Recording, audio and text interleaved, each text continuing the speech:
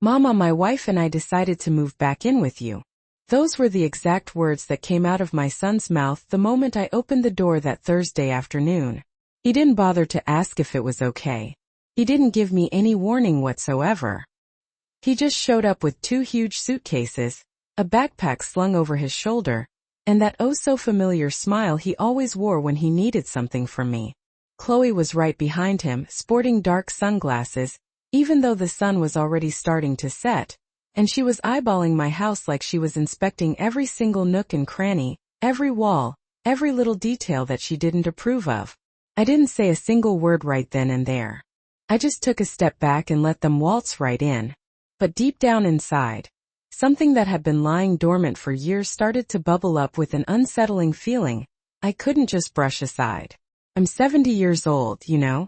70 years I've poured every ounce of myself into this family. 70 years of putting everyone else's needs ahead of my own, cooking, cleaning, caring, and pinching every single penny so my kids could have the things I never did. My husband passed away 5 years ago. When he left, it felt like my whole life had died right along with him. For months on end I was lost, didn't even know who I was without being someone's wife, without being the mother everyone leaned on. But little by little, with the incredible support of my friend Joyce, I started to piece myself back together. I actually learned how to use my cell phone not just for answering calls. Now I'm on WhatsApp, Facebook, even Instagram, where I post pictures when I go out with my friends. I make it a point to go to the salon every 2 weeks. I get my nails done, and I color my hair a vibrant chestnut brown that just makes me feel so alive. I take a walk in the park every morning with a group of women who, like me, decided that life doesn't just grind to a halt when you hit 60. Last year, I even took an online baking course. Made some wonderful new friends. I started living for myself, not just for everyone else. This house is mine, plain and simple. I bought it with my husband's life insurance money, and the savings I squirreled away over 30 years of working part-time at a fabric store. I handpicked every brick, every window, and every single plant in the front garden. It's small, just 2 bedrooms, a nice, roomy living room, a kitchen, and a little backyard patio where I keep my potted flowers that I fuss over every single morning. But it's mine. Nobody just handed it to me. Nobody did me any favors by giving it to me. I paid for it fair and square. I decorated it exactly the way I wanted it, and I made every single decision about everything inside it. For the past 5 years I've lived here all by myself, enjoying the peace and quiet. My son Marcus used to drop by every 2 or 3 months, always in a big rush, always hitting me up for money that he never paid back. Always with that look on his face like a son who knows his mother would never be able to tell him no. But never, absolutely never, had he just shown up like this with suitcases in tow without even so much as a phone call first. When they came inside, Chloe didn't even bother to greet me properly. She just gave me a quick hello, with a smile that didn't even reach her eyes, and she started wandering around the living room like she was in some unfamiliar house that needed a thorough inspection. She stopped dead in her tracks in front of my cream-colored sofa with the floral cushions that I bought 2 years ago and absolutely adore, and she just wrinkled up her nose. Marcus dropped the suitcases right in the middle of the room and gave me a quick, automatic hug. The kind of hug people give when they want to seem affectionate, but they're really thinking about something else entirely. "Mama, we just needed a change," he said, pulling away and glancing over towards the kitchen. "Things weren't exactly working out at the apartment, and we thought it would be a good idea to stay here with you for a while." Chloe just nodded without even looking at me. "Just for a while," she repeated, but the way she said it didn't sound temporary at all. It sounded like it was set in stone. I didn't ask them what had happened. I didn't ask them why they hadn't called first. I didn't tell them that I would have appreciated a little heads up, even just a day, to get myself mentally prepared, to think things through, to decide if this was even something I wanted. I just nodded just like I always had, and told them they could stay in the room I use for storage. Marcus flashed a relieved smile. Chloe finally took off her shades and looked directly at me for the first time. "Thanks, Layla," she said, using my first name. Not Mama, not mother-in-law, just my given name, as if we were just co-workers or something. "We're going to need some closet space," she added. and then just turned away to continue her inspection. I couldn't sleep a wink that night. I just lay there in bed, staring up at the ceiling, listening to the sounds of my own house that suddenly felt so different, so foreign. I could hear Marcus and Chloe's voices coming through the wall, talking in hushed tones, laughing every now and then.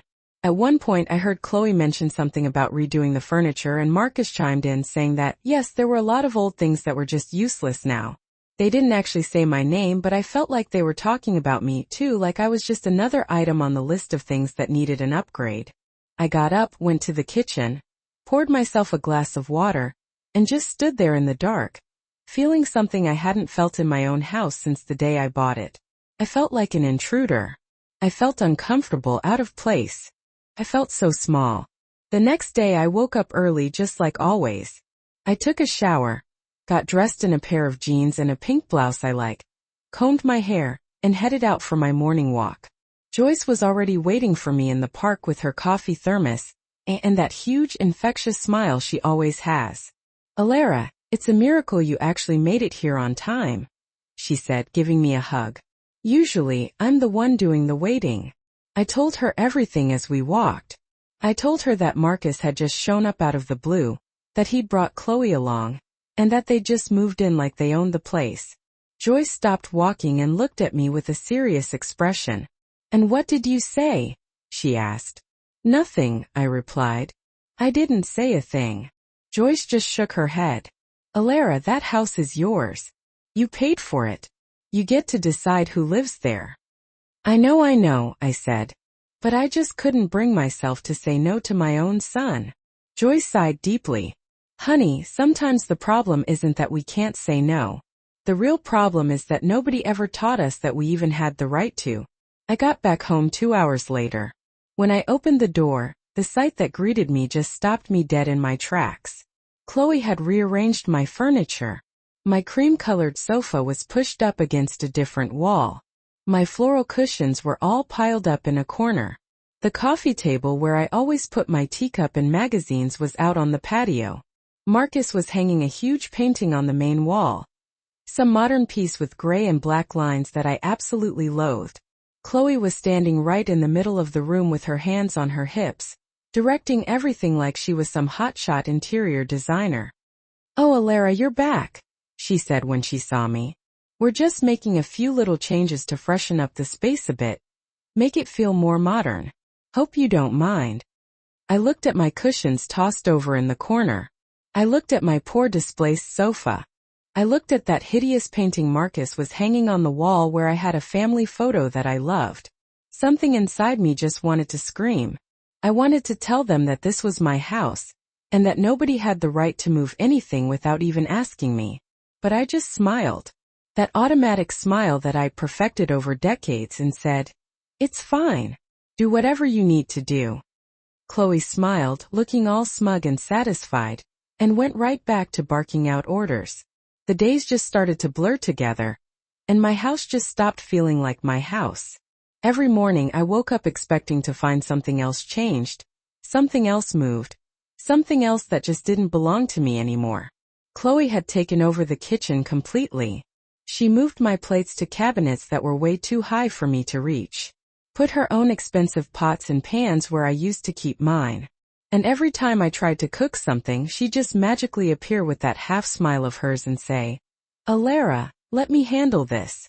You've done enough cooking for a lifetime. Just take a rest."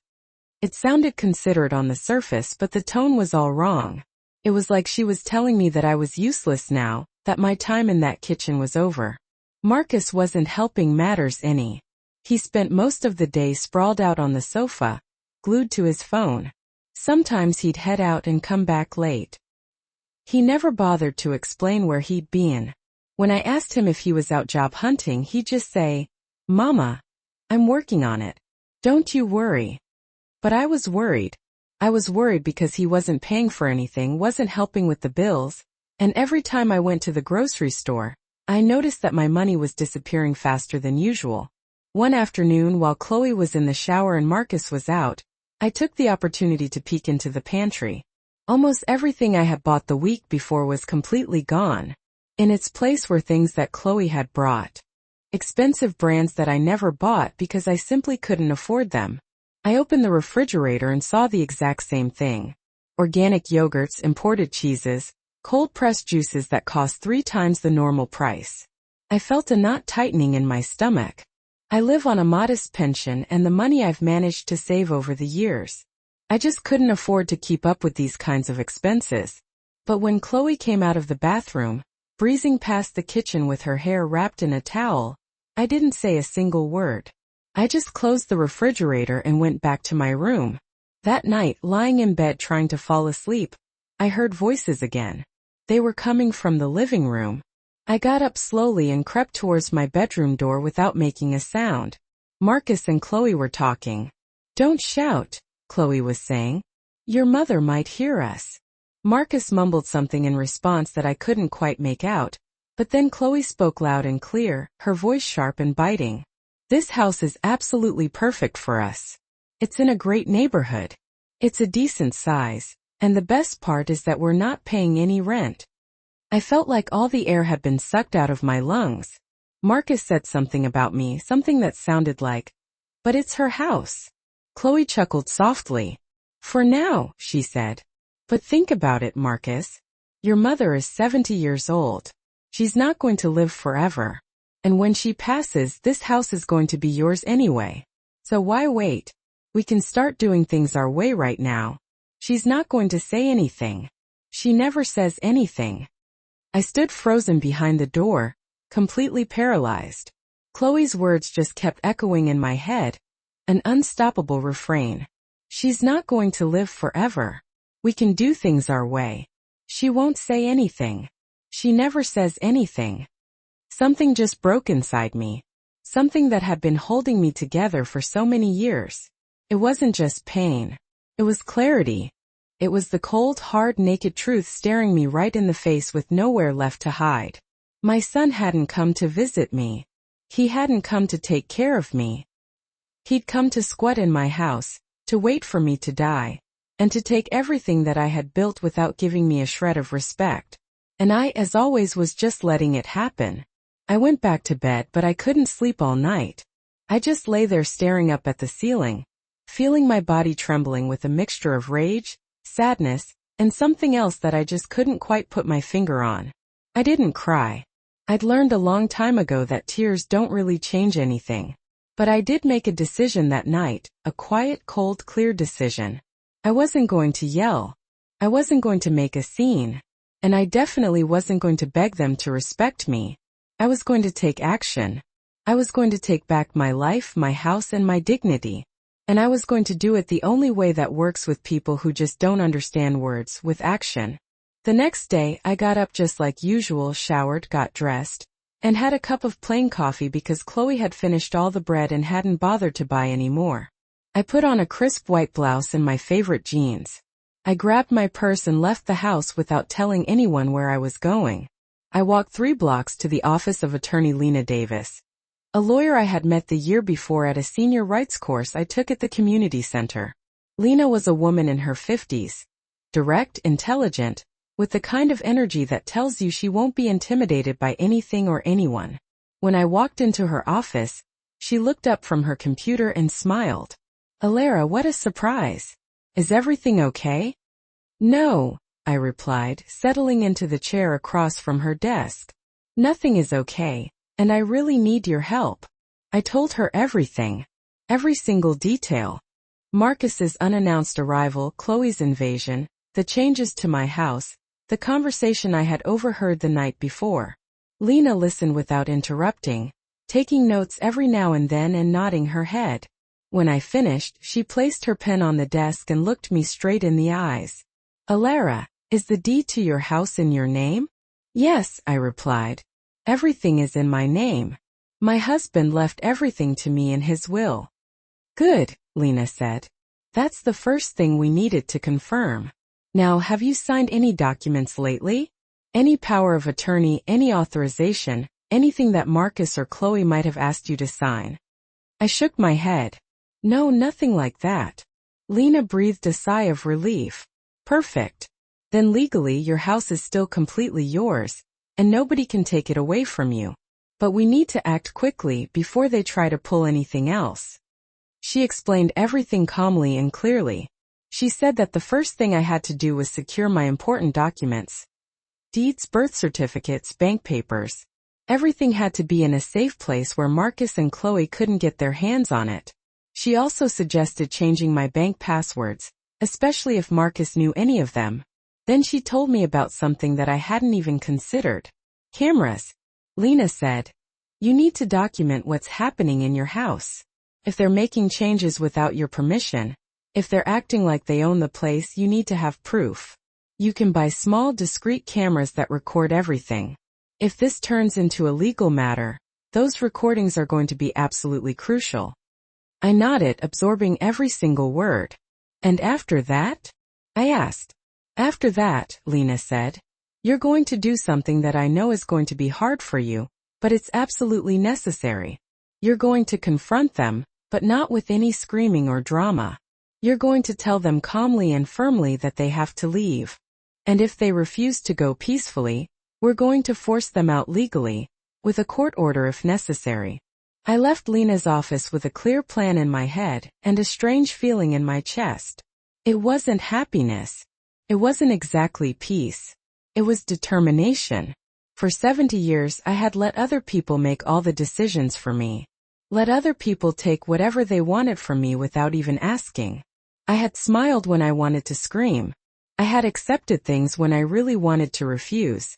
I had kept silent when I had so much to say. But that was all over now. The woman who walked out of that office was no longer the same woman who had opened the door just days ago and let her son walk right in without a second thought. I got home with the pharmacy bag in my hand, but inside there were no medicines. There were 2 small security cameras that I had bought at an electronics store near Lena's office. The clerk had patiently explained how they worked, how they connected to Wi-Fi, and how I could watch everything on my cell phone in real time. I felt a little strange buying them, as if I were doing something wrong, as if spying on my own house was somehow a crime. But then I remembered Chloe's words. She won't say anything. She never says anything. And that strange feeling quickly turned into conviction. When I walked in, the house was eerily silent. Marcus wasn't around. Chloe was in the living room on the phone, laughing at something someone was saying on the other end. She didn't even bother to turn around and look at me as I passed by. I went straight to my room, locked the door, and took out the cameras. I read the instructions twice, just to be absolutely sure I knew what I was doing. I installed the app on my phone, connected the cameras to the Wi-Fi, and waited for the green signal that would tell me that everything was up and running. When I saw my own room on my phone screen, I felt a strange mix of relief and sadness. Relief because now I would finally have proof of whatever was happening. And sadness because I had reached the point where I needed to install cameras in my own house just to protect myself from my own son. I waited for Chloe to leave the living room. I heard her head to the bathroom and close the door behind her. I rushed out of my room with one of the cameras hidden in my hand. I placed it on a high shelf in the living room, behind a decorative vase that I had bought at a craft market years ago. From that angle, the camera covered the entire living room and part of the kitchen. No one would ever notice it unless they knew exactly where to look. I hurried back to my room just as I heard Chloe leaving the bathroom. My heart was pounding so hard I thought she might actually hear it, but nothing happened. Chloe went back to the living room and just continued with her day as if nothing had changed at all. I saved the second camera for later. I didn't know where I was going to put it yet, but I knew that I would need it. I sat down on my bed and opened the app on my phone. There was the live feed of my living room. Chloe was sitting on my sofa, now positioned exactly where she wanted it, just looking at her phone. Everything looked so normal from the outside, but I knew the truth. I knew exactly what she thought of me, and I knew exactly what she was waiting for. That afternoon, Joyce sent me a text. "How are you holding up, girl? Did you talk to your son yet?" I replied that I hadn't yet, but I was working on a plan. She sent me an audio message. "I've known you for over 20 years. I know that you're strong, but I also know that sometimes you use that strength to tolerate things that you absolutely shouldn't. Don't let them take what's rightfully yours. Don't let them make you feel like you're overreacting. You have every right to your own house, to your own peace of mind. If you need me to go with you to talk to them, I'll be right there. You are not alone in this." Her words just filled me with something that I hadn't felt in days: warmth, support, the certainty that even though Marcus had deeply disappointed me, there were still people in my life who truly valued me. The following days were just a constant performance. I continued to act the same way outwardly. Good morning. Good afternoon. Automatic smiles, silent nods. But inside, everything had completely changed. I watched Marcus and Chloe's every move. I listened to every single conversation. I constantly checked my phone to view the camera recordings, and what I saw just confirmed everything that I already knew in my heart. One morning while I was walking with Joyce at the park, I checked the live feed on my phone. Chloe was measuring the living room windows with a tape measure. Marcus was standing right next to her, taking notes on his phone. I heard Chloe say, "These awful curtains just have to go. We're going to get some modern blinds, the kind you can control with a remote." I showed the video to Joyce.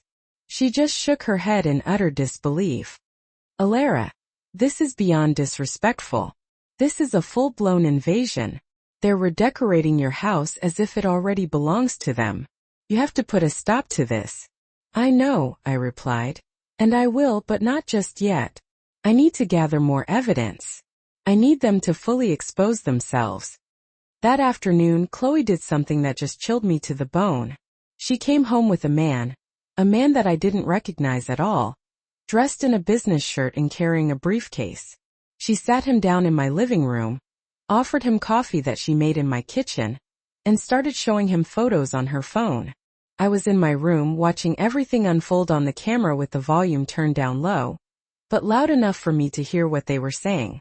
The man was a real estate agent. Chloe was showing him pictures of my house from different angles. "We're thinking about listing it in a few months," Chloe was saying with that sweet, sugary voice that she always used when she wanted to get something. "We just want to get an idea of how much we could get for it. The neighborhood is great, the nearby schools have an excellent reputation, and the house is in excellent condition." "Well, it could use some updates," the man said, looking around the room, "but it definitely has a lot of potential. I'd say we could list it somewhere between $180,000 and $200,000, depending on how much you're willing to invest in renovations before selling." I felt my blood start to boil. Chloe was appraising my house. My house. The house that I bought with my own money, my hard work, my years of labor and savings. And she was sitting right there on my sofa, casually planning to sell it as if the papers were already signed, as if I no longer even existed.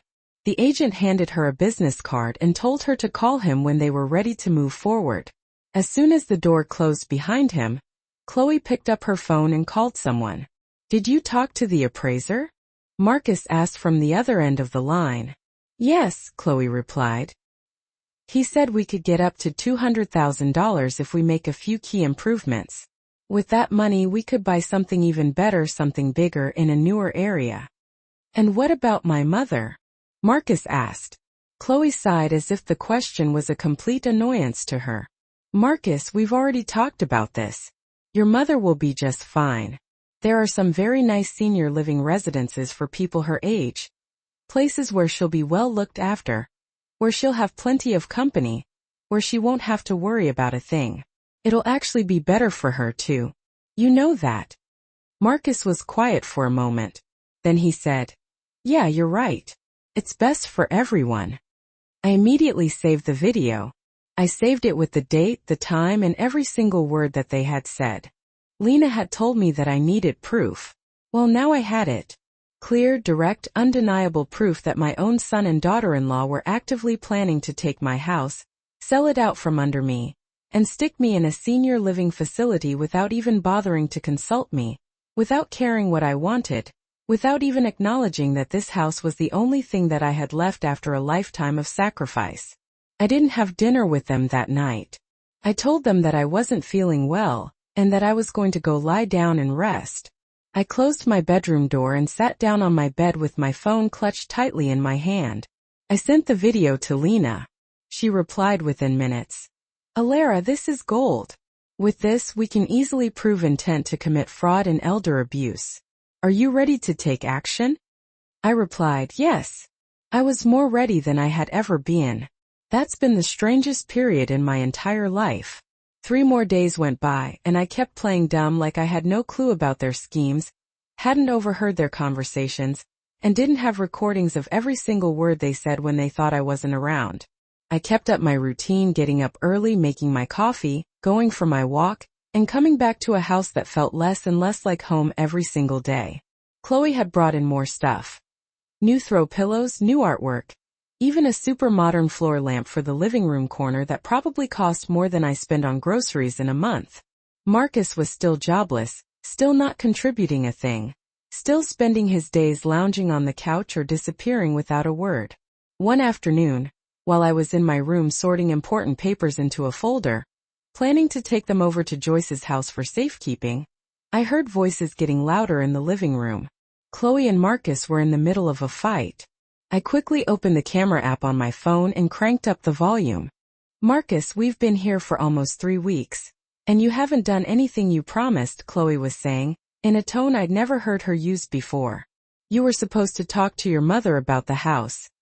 Test the waters, get her ready for the idea. I know, Chloe, but it's not that simple, Marcus answered.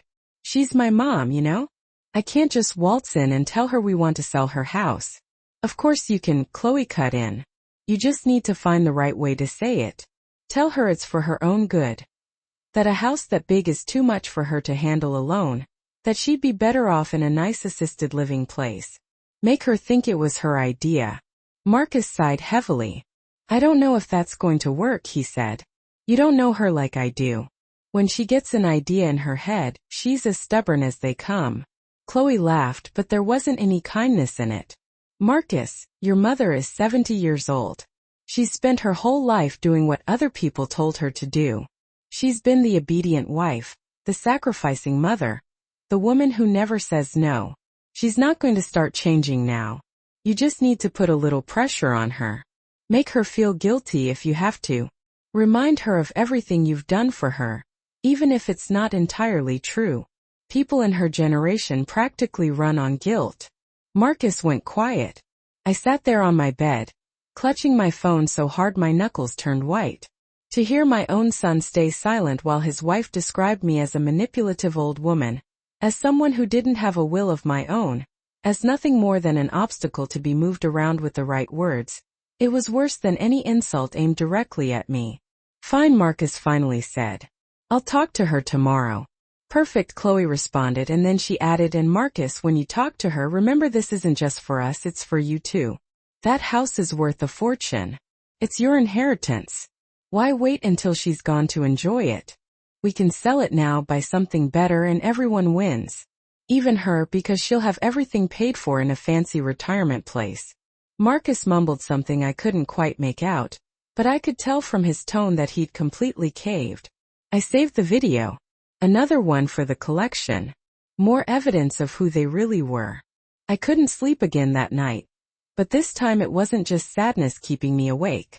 It was a mix of raw fury, indignation, and a crystal clear understanding that my son, the son I'd raised, fed, clothed, and worked overtime for years to send to good schools, saw me as nothing more than a way to get money. And his wife, who waltzed in and out of my house like she owned the place, saw me as nothing more than an obstacle standing in the way of their plans. The next day, I got up earlier than usual. I took extra care getting dressed. I put on a simple beige dress that always made me feel dignified. I styled my hair nicely. I put on the pearl earrings my husband gave me on our 25th anniversary. I looked in the mirror and saw a 70-year-old woman who was still standing tall, who still had strength, and who still had a voice, even if she hadn't used it in a long time. Today I was going to use it. I left my room and found Marcus alone in the kitchen, drinking coffee. Chloe was still asleep. Perfect. I wanted to talk to him alone first. Morning, Mama, he said without looking up, his eyes glued to his phone.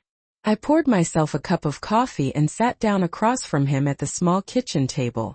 Marcus, we need to talk, I said, keeping my voice quiet but firm. He looked up, surprised by my tone. Sure, Mama. About what? he asked, trying to sound casual, but I could see the nervousness in his eyes. About this whole situation, I replied. About you two living here. Marcus put his phone down on the table. Mama, if it's about money, I can help you out as soon as I find a job. I'm waiting to hear back on a few calls. Some opportunities are looking good. It's not about the money, Marcus, I interrupted. It's about everything else. It's about you showing up without any warning. It's about you changing my house without even asking me. It's about how Chloe acts like she owns this place. Marcus frowned. Mama, we were just trying to help, to make the place look more modern, more comfortable for everyone. I didn't ask for any help, I said, my voice still calm, but every word carrying weight. This is my house, Marcus. I bought it. I paid for it. I decide how it looks, what's in it, and who lives in it. Marcus went pale. Mama, you're my mother. How can I not be able to stay in your house when I need to? You can stay when you ask me respectfully, when you talk to me about it first, and when you understand that this isn't a hotel where you can just show up and move in. Marcus stood up from the chair. He was getting agitated. I can't believe you're saying this. What's gotten into you? You've never been like this. Exactly, I replied, looking him straight in the eye. I've never been like this, and that was my mistake.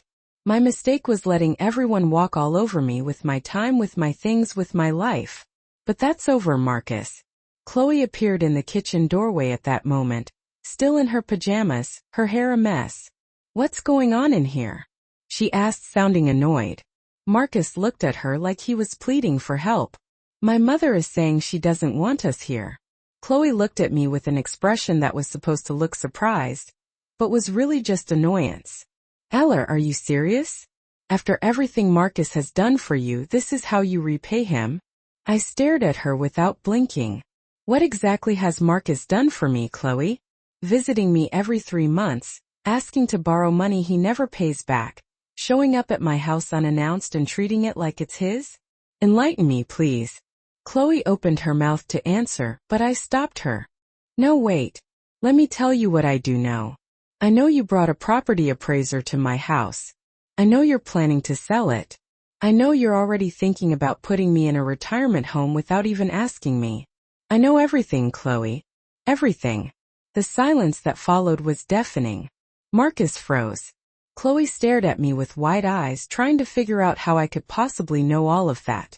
Chloe was the first to recover from the shock. Her face changed from surprise to something harder, more calculating. I don't know what you're talking about, Aller. I think you're confused. At your age, it's normal for things to get mixed up in your head sometimes. I felt a surge of fury at her attempt to make me sound senile, as if my age was some kind of disease that kept me from thinking clearly. I'm not confused, Chloe. I have proof, recordings of everything. Of every conversation you've had in this house, thinking I wasn't listening, of the appraiser you brought, of your plans to sell my house. Everything. Marcus took a step back like my words were a physical blow. Mama, you recorded us? How could you do that? His tone was one of indignation, as if I was the one who had done something wrong. How could I? That's easy to answer, Marcus, I said, getting up from the chair, finally letting my voice out with all the strength I'd been holding back for weeks. I could, because this is my house. Because I have the right to know what's going on in my own home. Because you came here without my permission, and you've been acting like you own the place. You've been planning to take away the only thing I have, and you thought I was too old, too weak, and too submissive to even notice. Chloe crossed her arms over her chest. This is ridiculous. You can't just kick us out. Marcus is your son. What kind of mother throws her own child out on the street? The kind of mother who is tired of being treated like she doesn't matter, I replied. The kind of mother who understands that love doesn't mean putting up with disrespect. The kind of mother who's finally decided that her own life is worth something too. Marcus ran his hands through his hair, looking visibly agitated. Mama, if you knew all of this, why didn't you say anything sooner? Why did you wait so long? Because I needed to be sure, I replied. I needed to have proof. I needed to know exactly who you really were before I did anything. And now I know. Chloe let out a bitter laugh. Fine, you caught us. Now what? Are you going to call the cops? Are you going to kick us out like we're criminals? We're your family. No, I interrupted, looking directly at her. You are not my family. You're someone who married my son, and the only thing you've done since you walked into my house is disrespect me and plot how to rob me. And Marcus, I turned to him. You stopped being the son I knew the day you decided that my house was worth more than my dignity. Marcus's eyes were red. Whether it was from anger or from shame, I couldn't tell. Mama, things just got out of hand. At first, we just wanted a place to stay while we looked for something better. But Chloe started talking about opportunities and investments and how this house was worth a lot and was just sitting here being wasted. I never wanted to hurt you. So, Chloe was the one who convinced you, I said, feeling a mix of disappointment and clarity. Marcus didn't answer, but his silence said everything. Chloe didn't defend herself either. She just looked at me with that cold expression that I now recognized as her true face. You have 1 week to leave, I said in a firm voice. 1 week to pack your things and leave my house exactly the way it was before you got here. If you don't, I will take legal action. I have an attorney. I have the proof. And I have every right in the world to reclaim my space. Chloe took a step toward me. You can't do this to us. We have nowhere to go. You should have thought about that before you started planning to sell my own house, I replied without backing down. Where you go is not my problem. Getting out of here is. Marcus started to reach out to me, but I held up my hand, stopping him. No, Marcus. Don't try to hug me. Don't try to pretend that this can be fixed with a gesture. You've crossed a line that can't be uncrossed. And the worst part isn't what you plan to do. The worst part is that you thought I was so insignificant, so invisible, so finished that you didn't even need to talk to me about it. You were going to move me like an old piece of furniture that was in the way. You were going to put me in a retirement home while you enjoyed the money I worked my whole life to earn. His eyes filled with tears. Mama, forgive me. The words forgive me sounded hollow, empty. Too late. I turned around and walked toward my room. Behind me I heard Chloe whisper, "This is your fault, Marcus. I told you to move faster." I closed the door, sat down on my bed, and for the first time in weeks, I felt something close to relief. I had said it. I had confronted them. I was no longer pretending. I was no longer enduring in silence. I had used my voice and I had reclaimed my space. I grabbed my phone and sent a text to Lena. I talked to them. I told them they have 1 week to leave. She texted back immediately. Perfect. Eller, how do you feel? I read her question and thought about the answer. I feel strong, I wrote. For the first time in a long time, I feel strong. The next few days were tense. Marcus and Chloe barely spoke to me. They ate their meals in their room. They went out without saying where they were going and came back late. I listened to their conversations on the cameras. Chloe kept insisting that I was bluffing, that there was no way I could actually kick them out. Marcus wasn't so sure. He knew his mother well enough to know that when I made up my mind, I stuck to it, even though he'd never seen me make a decision like this before. On the 4th day, Joyce came over. I'd already told her everything on the phone, but she wanted to see me in person. When she opened the door and saw me, she gave me a tight hug. Eller, I'm so proud of you. You have no idea. We sat in the living room, which was now cluttered with all the things Chloe had brought that I knew would soon be gone. How are you really feeling? Joyce asked. Scared, I admitted. Sad, but also more alive than I've felt in years. It's like I was asleep and I've finally woken up. Joyce nodded. It's the most painful kind of awakening, honey, but it's also the most necessary. She took my hand. Remember, you're not alone. If they don't leave in a week, I'll be right there with you when the officers come. I'll be by your side every step of the way. I thanked her, my eyes welling up with tears that, this time, weren't from pain but from gratitude. I might have lost my son in the process of finding myself, but I'd gained the certainty that there were still people in my life who valued me. That night, lying in bed staring up at the ceiling, I heard Marcus and Chloe arguing again. This time the fight was louder, more desperate. Chloe was blaming Marcus for not moving faster. Marcus was blaming Chloe for pressuring him to do something he never should have considered. I heard plates breaking, doors slamming, and loud voices that cut right through the walls. In the middle of all that chaos, I lay there in my bed, silent and firm in my decision. I no longer cared about their drama. I no longer cared about their excuses. All I cared about was getting my peace back. The 6th day arrived with a strange sense of calm. Marcus and Chloe had packed some things, but not everything. There were boxes in the living room, but a lot of their personal stuff was still scattered around the house, like they were still hoping I'd change my mind. I hadn't changed my mind at all. Every morning, I woke up with the same determination. Every night I went to bed knowing I was doing the right thing, even though it hurt. That afternoon the doorbell rang. I opened the door and saw a woman I didn't recognize. She looked to be about 50 years old, dressed in formal business clothes and carrying a briefcase. "Good afternoon. Is this Mrs. Aller Vance?" she asked with a professional smile. "Yes, that's me," I replied cautiously. "I'm Valerie Flores, a mediator," she said, showing me a business card.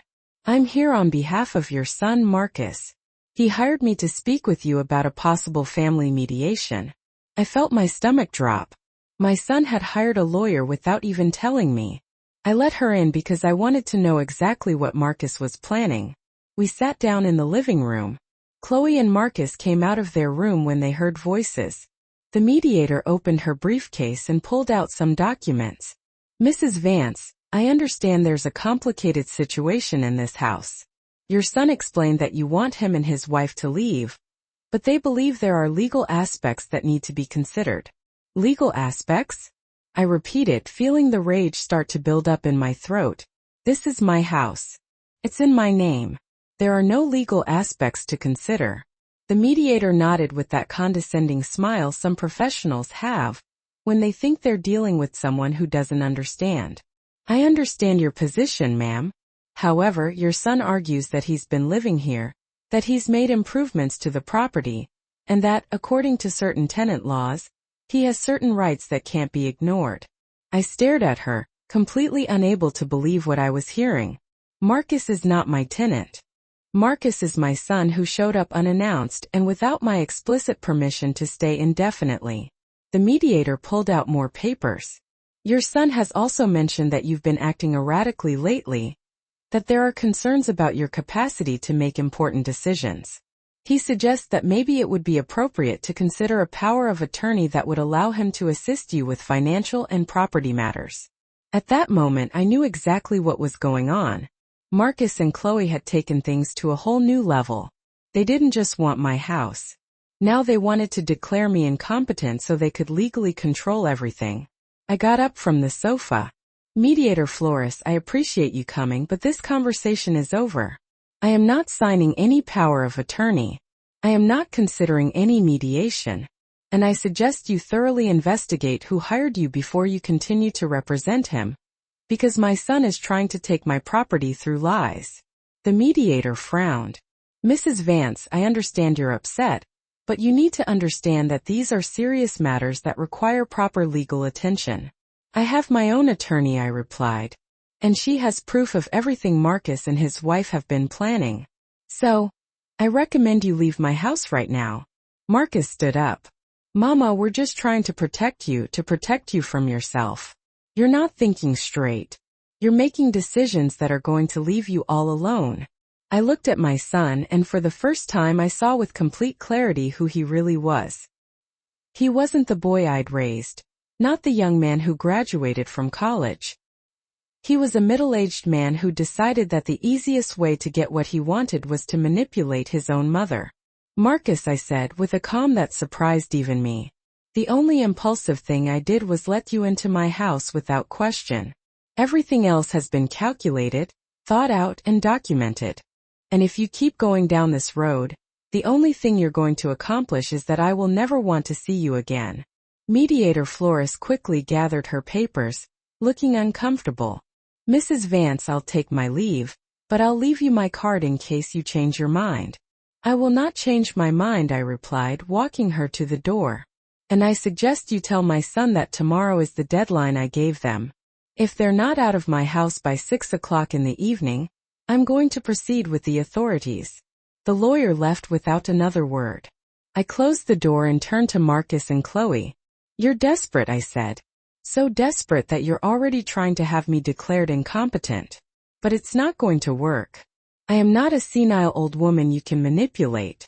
I am a 70-year-old woman with all my faculties intact, with proof of your intentions, and with the absolute legal right to kick you off my property. Chloe took a step forward, her eyes full of fury. You know what, Aller? I'm sick of this. Sick of your drama, your accusations, your victim act. We came here because we had nowhere else to go, because Marcus lost his job and we ran out of money to pay the rent. We came to ask for help, and you're treating us like we're criminals. Finally, the truth, I said. Finally, you admit you came because you needed something from me, not because you wanted to be with me. And instead of asking for help honestly, you decided to invade my space, change my house, plan to sell my property, and when I found out, you tried to have me declared incompetent. That, Chloe, is not asking for help. That is abuse. Marcus put his hands to his face. This got out of control. Everything got out of control. I just wanted a place to stay for a little while. Chloe was the one who started talking about selling the house, about how it was a wasted investment, about how you didn't need it. Chloe looked at him in disbelief. Don't you dare try to put all the blame on me, Marcus. You agreed to everything. You also said your mother wouldn't live forever, and that the house would eventually be yours. Don't pretend now that I forced you into anything. I watched them fight each other, shifting blame, destroying what little respect or affection they might have had left.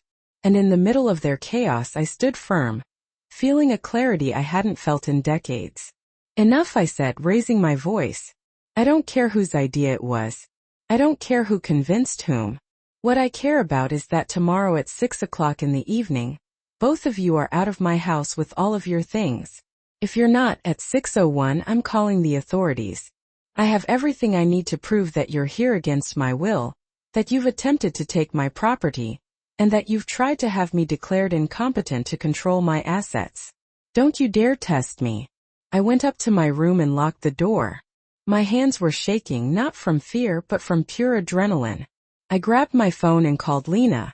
I need you to be available tomorrow at 6 o'clock in the evening, I told her when she answered. If they don't leave peacefully, we're going to have to force them out. Lena responded firmly. I'll be there, Aller. I already have everything ready. The eviction notice, the evidence organized, and an officer who can be there with us if necessary. Just stay strong. I thanked her and hung up. That night was the longest. I listened to Marcus and Chloe pack for hours. I heard things dragging, boxes being closed, and low-voiced conversations I couldn't make out anymore. At some point in the early morning, everything went silent. I peeked out my bedroom window and saw that Marcus's car was packed full of stuff. They had packed. We were really going to leave. At 5 o'clock in the morning, I heard the front door open. I quickly got up and left my room. Marcus was loading the last few boxes into the car. Chloe was standing in the doorway with an expression of absolute resentment. When Marcus saw me, he stopped. Mama, we're leaving. But I want you to know that this isn't over. I'm going to talk to the rest of the family. I'm going to tell them how you treated us. I'm going to make sure everyone knows the kind of person you are. Go right ahead, I replied with a calm that even surprised me. Tell them whatever you want. I have the truth on my side. Marcus loaded the last box and walked out. Chloe looked at me one last time. I hope it was worth it, Alara. I hope this empty house makes you very happy. And she slammed the door shut. I stood in the middle of the living room, watching the car pull away down the street until it disappeared. The house was silent, an absolute silence I hadn't felt in weeks. And in that silence I could finally breathe. I closed the door after they left and stood in the entryway for what felt like hours, but was only a few minutes. The house was quiet, but it wasn't the uncomfortable silence of the last few weeks where I felt like at any moment I would hear a conversation planning against me. It was a different kind of silence, a silence that belonged to me. I walked slowly into the living room and saw the mess they had left. There were marks on the walls where they had hung their pictures. Some of my things were still out of place. The furniture wasn't where I originally had it, but they were gone. And that was the only thing that mattered in that moment. I sat down on my sofa. My sofa that I could now put back wherever I wanted and allowed myself to feel everything I had been holding back. I didn't cry. I thought I would cry. That the departure of my son would break me in some definitive way. But there were no tears. There was only a deep weariness mixed with something that took several minutes to identify. It was relief. It was liberation. It was the sensation of having recovered something that had been taken from me without my even realizing it until it was almost too late. My dignity, my space, my voice. I picked up my phone and sent a message to Joyce. They left. They're not here anymore. She replied immediately. I'm on my way. I didn't reply because I knew she would come anyway. Joyce always kept her word. I got up and started walking through the house, looking at every corner, every space that had felt alien for weeks. The kitchen where Chloe had reorganized everything without asking me. The bathroom where she had left her expensive products, taking up all the space. The guest room where they had slept, where they had surely had hundreds of conversations planning my future without consulting me. I entered that room and found it empty but messy. The bed was unmade. Drawers were open and hangers were scattered on the floor. They had left in a hurry, likely scared that I would actually call the authorities. I opened the windows to let in fresh air. I started picking up the hangers, closing the drawers, and stripping the sheets from the bed to wash them. Every movement was an act of reclamation, of cleansing it of their presence, of making it mine again. When I finished with the room, I went to the living room and started moving the furniture back to its original spot. It wasn't easy. I'm 70 years old and moving a sofa is no simple task at my age, but I did it anyway, pushing little by little, stopping to breathe and pushing again. When the sofa was finally where I wanted it, I sat down, gasping for breath but smiling. This is mine, I said out loud to the empty house. This house is mine. The doorbell rang and I went to open it. It was Joyce with a bag of sweet rolls and a large thermos of coffee. Oh honey, she said, hugging me as soon as she saw me. You did it. You really did it. We sat in the living room, and I told her she was up all night worrying about me, waiting for my message, ready to come at any moment if I needed her. I told her everything. How Marcus had brought a mediator to try to declare me incompetent. How Chloe had finally admitted the truth about why they came. How they had left in the early morning filled with resentment. But they had finally left. Joyce listened to everything, sipping her coffee, nodding, and sometimes shaking her head in disbelief. When I finished telling her, she took my hand. Era, do you know that what you did was incredibly brave? You didn't just stand up to them. You won. You took back your space and most importantly, you took back your power. Many women our age never manage to do that. They stay trapped in the role of the sacrificing mother until the end, letting their children walk all over them because they believe that's what a good mother does. But you broke that pattern. You chose yourself. Her words hit me hard because she was right. Throughout my life, I had believed that being a good mother meant giving myself completely, meant having no boundaries, meant accepting anything my children needed, regardless of the cost to me. But Marcus had taught me a painful lesson. He had taught me that love without respect is not love, that sacrifice without reciprocity is not a virtue, and that saying yes to everything eventually turns you invisible, even to the people who are supposed to value you most. The next few days were an adjustment. I put all my things back in place. I kept my floral cushions that I loved so much. I rehung the family photo Marcus had taken down to put up his awful painting. I reorganized the kitchen exactly as I had it before. Every action was an act of reclamation, of re-inhabiting my own life. And with everything that returned to its place, I felt a part of myself returned too. But the peace didn't last long. 3 days after they left, the calls started. First it was my sister, Aunt Brenda, Marcus's aunt. Allah, what happened with Marcus? He called me crying, saying, you threw him out of your house, that you treated him horribly, that you've become a different person. I tried to explain, but she didn't want to listen. She just kept repeating that Marcus was my son, that family forgives everything, and that I was being too hard. I hung up when I realized there was no way to make her understand without telling her the whole story, and I didn't have the energy for that. Then it was my cousin Yvonne. She was more direct. All Marcus told me you kicked him out because you didn't like his wife. That's very immature of you. He's your son. You should accept his wife even if you don't like her. I replied that it had nothing to do with whether I liked her or not. It had to do with respect and boundaries, but she didn't understand either. She told me I was being selfish, that old people shouldn't live alone, and that I should be grateful my son wanted to be with me. That conversation also ended badly. The calls continued for days. Cousins, aunts, uncles, even some family friends I barely knew. All with the same story Marcus had told them, that I had become bitter, that I had kicked out my son for no reason, and that I was lonely and resentful. No one asked for my side, no one wanted to know what had really happened. They just assumed that Marcus, as always, was the victim and I was the villain. One afternoon after receiving the 5th call of the day, I sat in the living room completely exhausted. Joyce came to visit and found my eyes red, not from crying, but from the frustration of trying to explain myself over and over. "Honey, stop answering the phone," Joyce told me firmly. "You don't owe anyone an explanation. The people who truly know you, the people who truly love you, will trust you without you needing to justify yourself. The rest can think whatever they want." She was right. But it still hurt. It hurt to be judged by people who knew nothing of what I had lived through. That night, while checking my phone, I saw that Marcus had sent me a text. It was the first one since he left. "Mama, I hope you're happy. You got what you wanted. Now you're all alone in your precious house. But when you're truly old and you need help, don't come looking for me. I tried to be here for you and you rejected me. Now you'll have to live with that decision." I read the message several times, feeling every word try to stab me with guilt. It tried to make me feel like I had made a mistake, that I would end up regretful and alone. I typed a response. I wrote it and deleted it 3 times before finally sending it. "Marcus, I am not alone.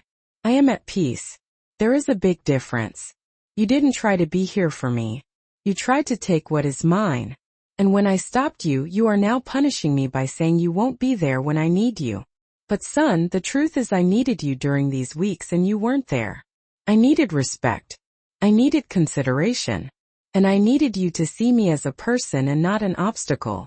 And you failed. So your threat not to be there later doesn't scare me because I already learned to be without you." I sent the message and blocked his number. Joyce was right when she told me that the people who really loved me would understand.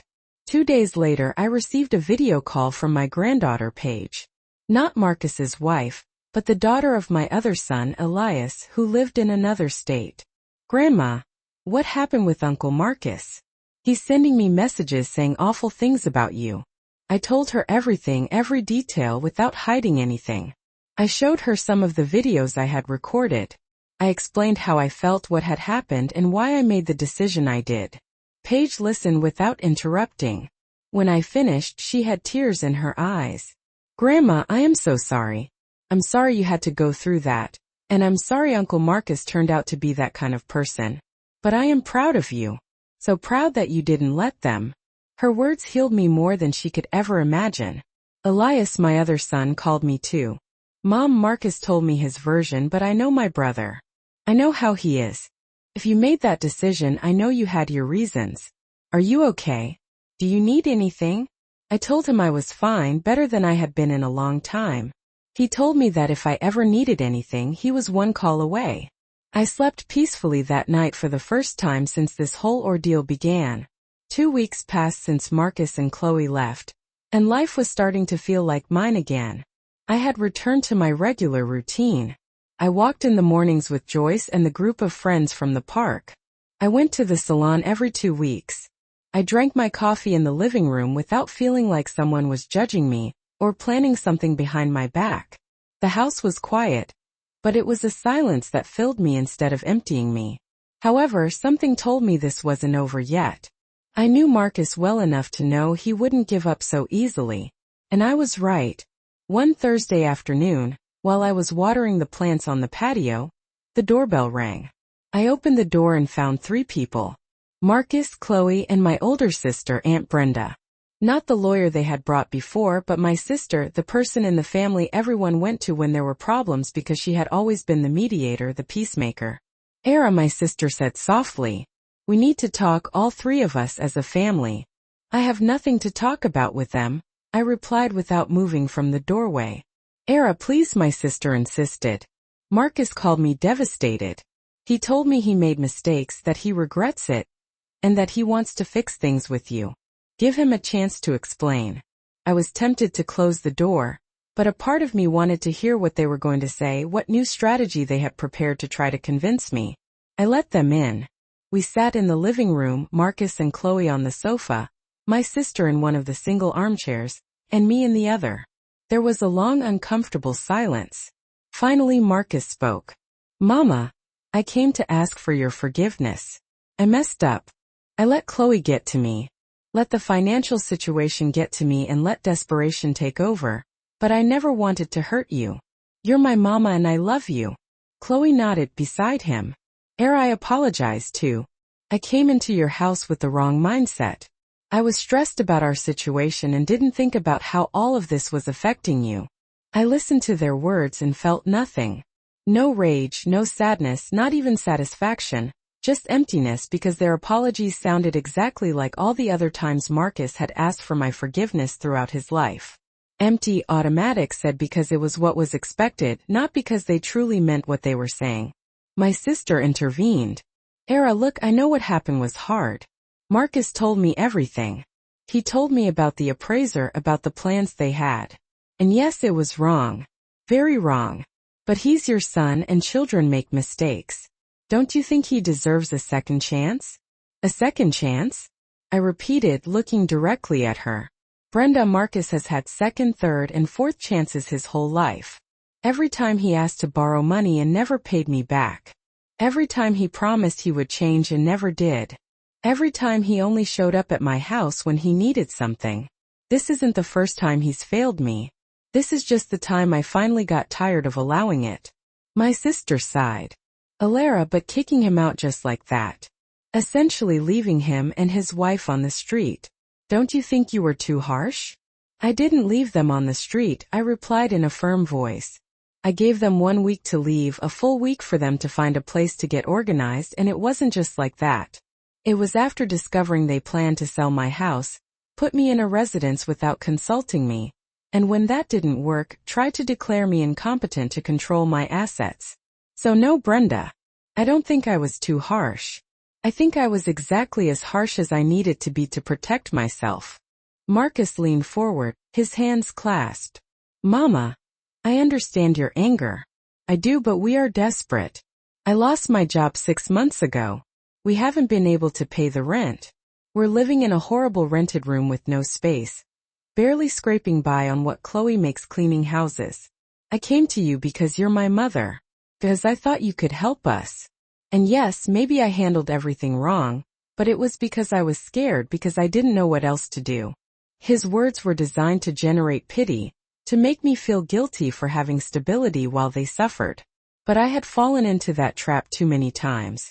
Marcus, I said calmly, if you had come to my door 2 months ago and told me all that honestly, I would have helped you. I would have let you stay for a while. I would have supported you while you looked for work. But you didn't do that. You showed up unannounced. You acted like the owner of my house. You planned to steal my property. And you tried to make me look incompetent when I found out. You didn't come to ask for help. You came to take what you thought was yours. And those are two completely different things. Chloe finally spoke, her voice breaking. I know you don't like me. I know it. But I'm pregnant. We just found out a week ago, and that's why we're so desperate. We're going to have a baby and we don't have a decent place to live. I felt like I had been punched in the stomach. A baby. I was going to be a grandmother again. And my first instinct, the instinct that had been trained for 70 years, was to give in, to say it was okay, that they could stay, that I would help them. But something stopped me. Something stronger than instinct. Memory. The memory of how I felt during those weeks. The memory of the conversations I overheard planning my future without me. The memory of the absolute clarity of knowing that if I gave in now, I would never get my life back. I regret your situation, I finally said. And my words sounded colder than I would have liked, but also more honest. I regret that you are going through this. I regret that you're going to have a baby in difficult circumstances, but that doesn't change what you did. That doesn't erase the conversations I heard, the plans you made, or the absolute disrespect with which you treated me." My sister shook her head. "Era, are you going to let your grandchild be born into a horrible rented room when you have a house with plenty of space? What kind of grandmother does that?" "The kind of grandmother who learned that helping does not mean enabling abuse," I replied, looking directly at her.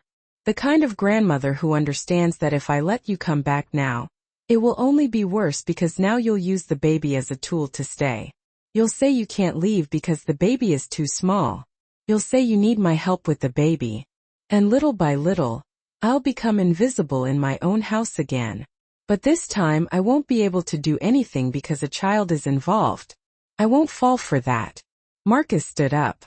"I can't believe how selfish you are. I always thought you were a good mother, but it turns out you were only good when it suited you, when you didn't have to really sacrifice anything." His attack didn't surprise me. It was the last resort. When pity didn't work, guilt came next. And when guilt didn't work, the direct attack came.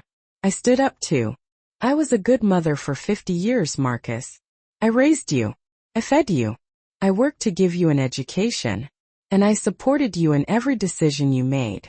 And when I finally needed you to treat me with a minimum of respect, you failed. So don't talk to me about sacrifice. I have already given enough." Chloe stood up too, tears streaming down her face. "Fine, Era. We get it. You don't want to help us. You don't want to be a part of your grandchild's life. We're going to remember this. When that child grows up and asks about his grandmother, we'll tell him the truth. We'll tell him, you rejected us when we needed you most." Her words were designed to hurt me, to plant guilt that would grow over the years. But I had already made my decision. "Tell him whatever you want," I replied. "But also tell him that his grandmother had dignity, that she refused to be manipulated, and that she chose herself when everyone was asking her to sacrifice one more time." My sister stood up, shaking her head. "I don't recognize you, Era. This isn't you. This is what happens when women get old and bitter. They forget what family is."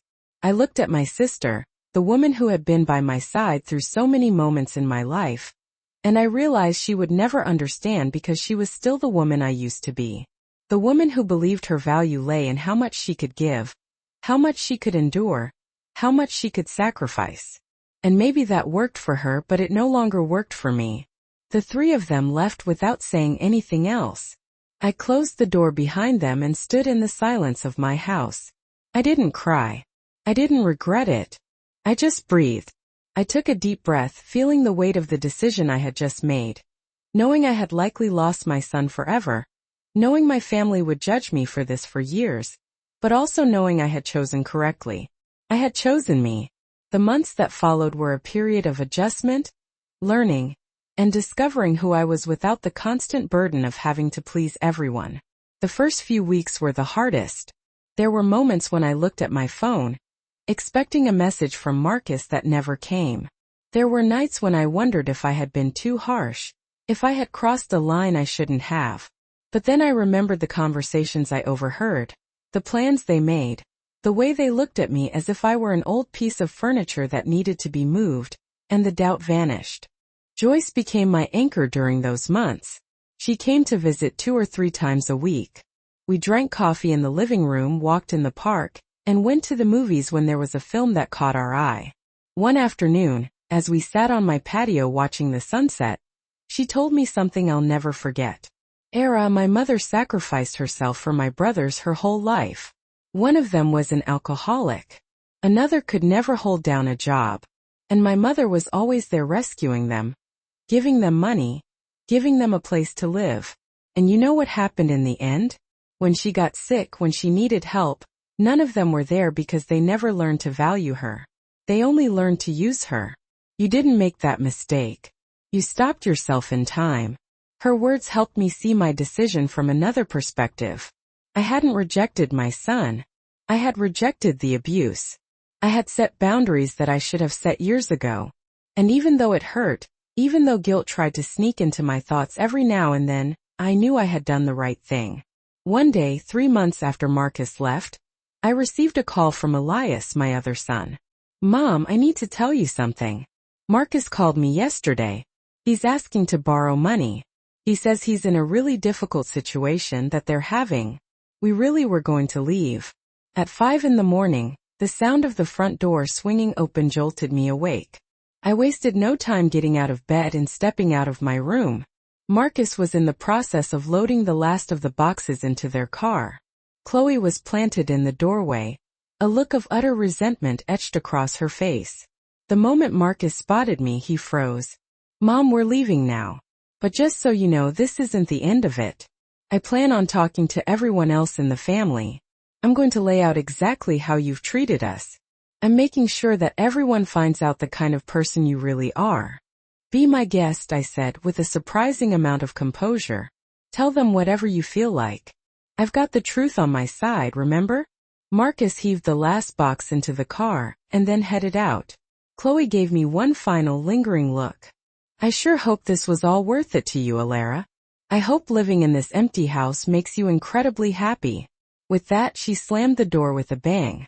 I stood there in the middle of the living room, watching their car as it drove off down the street until it was completely out of sight. The house was plunged into silence, a complete and total silence that I hadn't experienced in weeks. And inside that quiet, I finally felt like I could take a breath. I closed the door after they had left and found myself standing in the entryway for what felt like a long time, though it was likely only a few minutes. The house was now quiet, but it wasn't the same uneasy silence that had filled the last several weeks, where I constantly felt like I was about to overhear some conversation where they were plotting against me. This was a different kind of silence entirely, a silence that finally belonged to me again. I wandered slowly into the living room and saw the mess they had left behind. There were marks and smudges on the walls where they had hung their pictures. Some of my belongings were still out of place, scattered around the room. The furniture wasn't arranged the way I originally had it, but the important thing was that they were gone. And that was really all that mattered in that moment. I finally sat down on my sofa. My own sofa, which I could now arrange however I pleased, and I finally allowed myself to feel everything I had been holding back inside. I didn't cry, surprisingly. I honestly thought I would break down in tears. I believed that my son leaving would shatter me in some permanent way. But the tears just didn't come. What I felt instead was a deep and profound weariness, mixed with something else that took me a few minutes to fully identify. It was relief. It was a sense of liberation. It was the feeling of finally recovering something that had been taken from me without me even realizing it until it had almost been too late to get it back. My dignity, my personal space, my own voice. I picked up my cell phone and quickly sent a text message to Joyce. "They're gone. They're not here anymore." She replied to my text almost instantly. "I'm on my way over right now." I didn't bother replying to her because I knew that she'd come over whether I responded or not. Joyce always kept her promises. I got up and started wandering through the house, carefully looking at every corner and every space that had felt so foreign and alien for weeks now. I looked in the kitchen where Chloe had reorganized everything without even asking me. I glanced into the bathroom where she had left her expensive personal care products, completely taking up all the space on the counter. I peered into the guest room where they had been sleeping, where they had surely held countless private conversations where they planned out my future without ever even consulting me. I went into that room and found that it was now empty but still a mess. The bed was unmade and rumpled. Drawers were left wide open and clothes hangers were strewn all over the floor. They had definitely left in a hurry, likely fearing that I would actually call the police on them. I opened up the windows to let some fresh air inside. I started picking up the clothes hangers, closing all the drawers, and stripping all the sheets from the bed so I could wash them. Every single movement I made felt like an act of reclamation, an act of cleansing it of their presence, of making the space mine once again. Once I was finished with the room, I went back to the living room and started the process of moving the furniture back to where it originally was. It wasn't an easy task, to be sure. I'm 70 years old, and moving a heavy sofa around is no simple feat at my age, but I did it anyway, inching it along little by little, pausing frequently to catch my breath and then pushing again. When the sofa was finally back in the spot where I wanted it, I collapsed down onto it, gasping for breath but also smiling. "This is all mine," I said out loud to the silent house. "This house is mine, all mine." The doorbell rang and I dragged myself over to answer it. It was Joyce holding a bag full of sweet rolls and a large thermos filled with hot coffee. "Oh honey," she said as she gave me a hug as soon as she laid eyes on me. "You did it. You actually did it." We both sat down in the living room, and I told her that she had been up all night worrying about me, anxiously waiting for my text message, ready to come over at a moment's notice if I needed her. I told her absolutely everything. I told her all about how Marcus had brought in a mediator in an attempt to have me declared legally incompetent. I told her how Chloe had finally admitted the actual reason why they had come to live with me. I told her how they had left early in the morning, their hearts full of resentment. But they had finally gone. Joyce sat there listening to every word, sipping her coffee, nodding her head, and occasionally shaking her head in disbelief. Once I had finished telling her everything, she reached out and took my hand. "Era, do you even realize just how incredibly brave you were? You didn't just stand up to them. You actually won. You took back your own personal space and, more importantly, you took back your own power. So many women our age are never able to do something like that. They remain trapped in the role of the perpetually sacrificing mother until the very end, allowing their kids to walk all over them because they think that's what a good mother is supposed to do. But you actually broke free from that pattern. You chose to put yourself first." Her words really struck a chord with me because she was absolutely right. For my entire life, I had honestly believed that being a good mother meant giving everything I had, holding nothing back, meaning having no boundaries, meaning accepting whatever my children needed, regardless of how much it cost me. But Marcus had given me a painful but valuable lesson. He had taught me that love without respect is not love at all, that sacrifice without reciprocity isn't a virtue, and that always saying yes to everything will eventually make you invisible, even to the people who are supposed to value you the most. The next few days were a period of adjustment. I went about putting all of my belongings back in their original places. I kept my beloved floral cushions that I loved so much. I rehung the family photo that Marcus had taken down so he could put up his awful painting. I reorganized the kitchen exactly the way I had it before they came. Every single action I took felt like an act of reclamation, an act of re-inhabiting my own life. And with every single thing that was returned to its rightful place, I felt like a little piece of myself was returning too. But the peace and quiet didn't last for very long. Just 3 days after they left, the phone calls started. The first one was from my sister, Aunt Brenda, who is also Marcus's aunt. "Layla, what on earth happened with Marcus? He called me in tears saying you threw him out of your house, that you treated him horribly, that you've become a completely different person." I attempted to explain the situation to her, but she simply didn't want to listen. She just kept repeating that Marcus was her son, that family forgives everything, and that I was being way too hard on him. I finally hung up on her when I realized that there was absolutely no way to make her understand without telling her the entire story, and I just didn't have the energy to do that. Next, I got a call from my cousin Yvonne. She was much more direct. "Marcus is telling everyone that you kicked him out of your house simply because you didn't like his wife. That's a very immature thing to do. He's your son, for crying out loud. You should accept his wife even if you don't happen to like her all that much." I replied that it had absolutely nothing to do with whether I liked her or not. It had everything to do with respect and boundaries, but she just didn't understand what I was talking about. She went on to tell me that I was being selfish, that older people shouldn't live alone, and that I should be extremely grateful that my son even wanted to be with me. That conversation ended just as badly as the last one had. The calls continued for days and days. I heard from cousins, aunts, uncles, and even some family friends I barely even knew. They were all telling the exact same story that Marcus had told them, that I had somehow become bitter and resentful, that I had kicked out my own son for no good reason, and that I was now lonely and filled with resentment.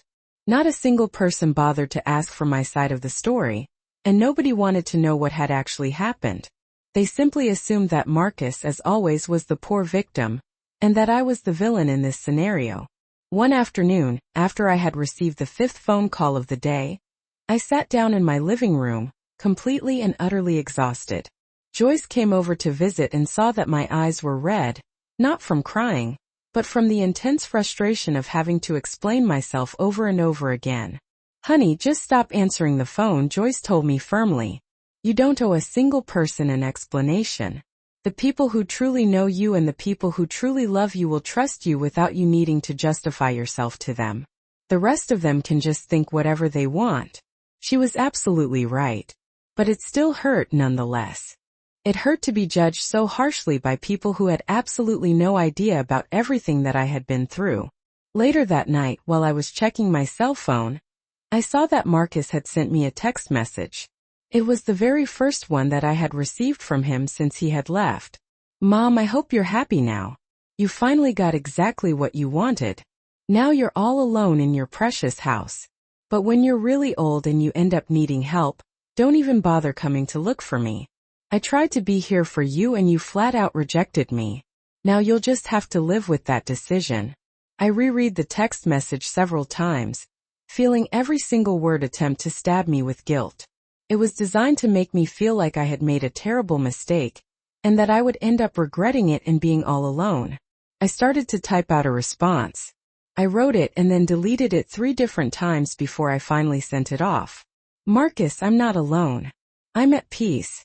There's a huge difference between the two. You didn't actually try to be here for me. You tried to take what is rightfully mine. And now that I've put a stop to you, you are now trying to punish me by saying that you won't be around when I need you in the future. But son, the truth is that I actually needed you during these past several weeks and you simply weren't there. I needed respect from you. I needed consideration. And I needed you to see me as an actual person and not just some obstacle that was in your way. And you failed miserably. So, your threat to not be there later on just doesn't scare me because I've already learned what it's like to be without you." I quickly sent off the message and immediately blocked his phone number. Joyce had been right all along when she told me that the people who really loved me would definitely understand the situation. 2 days later, I received a video call from my granddaughter, Paige. Not Marcus's wife, but the daughter of my other son, Elias, who lives in another state. "Grandma, what happened with Uncle Marcus? He's been sending me text messages saying some pretty awful things about you." I went on to tell her everything, every single detail, without holding anything back. I even showed her some of the videos that I had recorded. I explained to her how I had been feeling, what had actually happened, and exactly why I had made the decision that I did. Paige just sat there and listened without interrupting me even once. When I was finally finished, she had tears in her eyes. "Grandma, I am so sorry. I'm really sorry that you had to go through all of that, and I'm sorry that Uncle Marcus turned out to be that kind of person. But I am so incredibly proud of you. I'm so proud that you didn't let them get away with it." Her words healed me more than she could possibly imagine. Elias, my other son, also called me. "Mom, Marcus already told me his version of events, but I know my own brother. I know exactly how he is. If you actually made that decision, then I know that you had your reasons for doing it. Are you okay right now? Do you need me to do anything for you?" I told him that I was doing fine, even better than I had been in a long time. He told me that if I ever needed absolutely anything at all, he was always just a phone call away. I slept more peacefully that night than I had since this entire ordeal had even begun. 2 weeks had now gone by since Marcus and Chloe had left, and my life was finally starting to feel like my own again. I had gone back to my regular daily routine. I took my morning walks with Joyce and the rest of my group of friends from the park. I went to my hair salon every 2 weeks just like I always had. I drank my morning coffee in my living room without feeling like someone was silently judging me or secretly planning something behind my back. The house was quiet, but it was a comfortable silence that actually filled me up inside, instead of leaving me feeling empty. However, something deep down inside of me told me that this whole situation wasn't over just yet. I knew Marcus. Here's the translated and rewritten text, adhering to all instructions and constraints. He's got a baby now, and he's got nothing to his name. He actually asked me to talk to you about maybe reconsidering letting him come back into your life. I told him straight up that I wasn't going to get in the middle of that it was strictly between you two, but I did want you to know he'd reached out. I thanked him for telling me all of this. Then Elias chimed in, Mom, I might not know the full story of what went down between you, but I do know that if you made the decision to distance yourself from Marcus, you must have had some pretty solid reasons, and I just want you to know that I totally support you. If you ever need anything at all, I'm here for you, not to swoop in and rescue you, but to be there with you and support you. Hearing him say that just filled me with a warmth I hadn't felt in ages, not for months and months. Time just kept on ticking by. For months, then 5, then 6. My daily life just kept getting richer and more fulfilling. I even signed up for a painting class down at the community center.